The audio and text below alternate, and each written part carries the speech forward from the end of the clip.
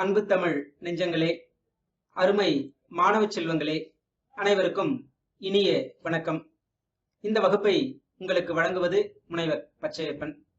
பருவம் 2, தமிழ் மொழி பாடம் தாள் 2, வாரம் 10, பாடம் 1, பேச்சு தமிழ். அன்பிற்குரிய மாணவ செல்வங்களே, நாம் ஒவ்வொரு நாளும் பேசிக்கொண்டுதான் இருக்கின்றோம். என்றாலும் நாம் பேசுகிற அத்தனை பேச்சிற்கும் பயன் கிடைக்கிறதா என்று சிந்தித்து பார்த்தல் நலம்.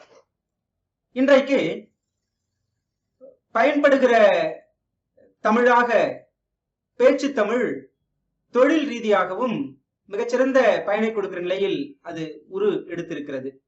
மொழியினுடைய அடிப்படை திறன்களுள் முதன்மையானதாக பேச்சு தமிழும் எழுத்து தமிழும் திகழ்கின்றன. அடுத்த நிலையில் கேட்டல் என்பதும் படித்தல் என்கிற அந்த திறனும் விளங்குகின்றன. ஆக பயன்பாட்டு தமிழில் பேச்சு தமிழ் அதனுடைய முக்கியத்துவம், சிறப்புகள், ஏன் இன்றைய காலகட்டத்தில் நாம் இந்த பேச்சு தமிழ் பற்றி தெரிந்து கொள்ள வேண்டும் என்பன போன்ற அவசியத்தையும் இந்த வகுப்பில் நாம் சிந்திக்க இருக்கின்றோம். தமிழில் நாம் பயன்படுத்துகிற தமிழ் மொழியை பேச்சு தமிழ், எழுத்து தமிழ் என்று பகுத்து காணலாம். அது தமிழினுடைய ஒரு சிறப்பாகவும் இருக்கின்றது. பேசுதல் என்பது மனிதர்களினுடைய முக்கியமான நடவடிக்கைகளுள் ஒன்றாக இருக்கிறது. மனிதர்கள் அன்றாட வாழ்க்கை நடவடிக்கைகளில் தொடங்கி அனைத்து செயல்களும் நிகழ்வதற்கு பேச்சுதான் துணையாக இருக்கிறது. படித்தவர், படிக்காதவர், இலக்கணம் அறிந்தவர், இலக்கணம் அறியாதவர் என எல்லோருடைய பேச்சிலுமே ஒரு வகையான இலக்கணம் அமைந்திருக்கிறது. அதன் காரணமாக மட்டுமே பேச்சு என்பது பொருள் உடையதாக இருக்கிறது. குடும்பத்தில் ஒருவருக்கொருவர் பேசிக்கொள்ளுதல், நண்பர்கள் அவர்களுக்குள்ளாக உரையாடுதல், மாணவர்கள் தங்களுடைய கருத்துக்களை பரிமாறிக்கொள்ளுதல், இவையெல்லாம் பேச்சு தமிழின் பார்ப்பட்டவை. தமிழில் பேசுவது போலவே எழுதுவது கிடையாது, எழுதுவது போலவே பேசுவதும் இல்லை. ஆக பேச்சுக்கென்று ஒரு நடை இருக்கிறது, எழுத்துக்கென்று ஒரு நடை இருக்கிறது. இந்த இரண்டின் தன்மைகளையும் மாணவர்கள் அறிந்து கொள்ள வேண்டும். எப்படி, என்ன செய்றீங்க என்பது பேச்சு தமிழ். அதை எழுதுகிற போது என்ன செய்கிறீர்கள் என்று சொல்லுகிறோம்.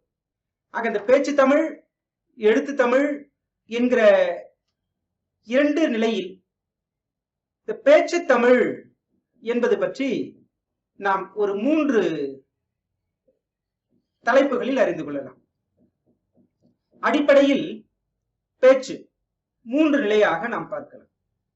1 பேச்சு ஒலிகள், 2 பேச்சு திறன், 3 பேச்சு கலை என்று சொல்லுவார். இந்த பேச்சொலிகள், பேச்சு திறன், பேச்சுக்கலை, இந்த 3 இருக்குமே அடிப்படையாக நம்முடைய மொழி என்கிற ஒன்று அமைகிறது. தன்னுடைய எண்ணங்களையும் உணர்ச்சிகளையும் பிறருக்கு வெளிப்படுத்துவதற்காக மனிதனால் உருவாக்கப்பட்ட ஒன்றுதான் மொழி. அது ஒருவர் கருத்தை மற்றொருவர் அறிந்து செயல்பட உதவுகிறது. அதாவது மொழியின் மூலமாகவேதான் மனிதர்களின் சிந்தனை ஒரு தலைமுறையிலிருந்து அடுத்த தலைமுறைக்கு கொண்டு செல்லப்படுகிறது. மொழி இல்லை என்றால் மனித சமுதாயம் இன்று அடைந்திருக்கிற முன்னேற்றத்தை எட்டியிருக்க முடியாது என்றே நாம் குறிப்பிடலாம். ஒரு 2000 ஆண்டுகளுக்கு முன்பு நம் முன்னோர்கள் எல்லாம் செய்த செயல்பாடுகளை இன்றைக்கும் நாம் அறிந்து கொள்ளுகிறோம் என்று சொன்னால் அதற்கு காரணம் மொழிதான். அந்த மொழியில் அவர்கள் எழுதி வைத்த இலக்கிய படைப்புகள், கல்வெட்டுகள் இவற்றின் வாயிலாக அவர்களை நாம் இன்றைக்கு பார்க்கின்றோம். அந்த எழுத்தின் வழி அக்கால சமுதாயத்தினுடைய நிலையை இன்றைக்கு நாம் அறிந்து கொள்கின்றோம். ஆக மொழி ஒரு வரலாற்றை, ஒரு மானுட பண்பாட்டை காலம் கடந்தும் வாழ்விக்கிற ஒரு சிறப்பு கொண்டது. அதனால்தான் நாம் மொழியை பொன் போலவும் கண் போலவும் காக்க வேண்டும் என்று குறிப்பிடுவது. நாம் பேசுகிற பேச்சு நமக்கு முன்பாக இருக்கக்கூடிய நபருக்கு அது பயனை கொடுக்கும். அதுவே காலம் கடந்தும் அந்த பேச்சு பயனை கொடுக்க வேண்டும் என்று சொன்னால் அது எழுத்தாக மாற வேண்டும். எழுத்தாக மாற வேண்டும். இன்றைய தொழில்நுட்ப கருவிகளினுடைய முன்னேற்றத்தின் காரணமாக பேசுகிறோம், பேசியதை பதிவு செய்கிறோம். அந்த பதிவு காலம் கடந்தும் அடுத்த தலைமுறைக்கு பயன்படுகிறது. காலந்தோறும் அது நல்ல பலனை கொடுத்து கொண்டிருக்கின்றது. ஆக பேச்சு என்பது இந்த அளவுக்கு முக்கியத்துவமானது.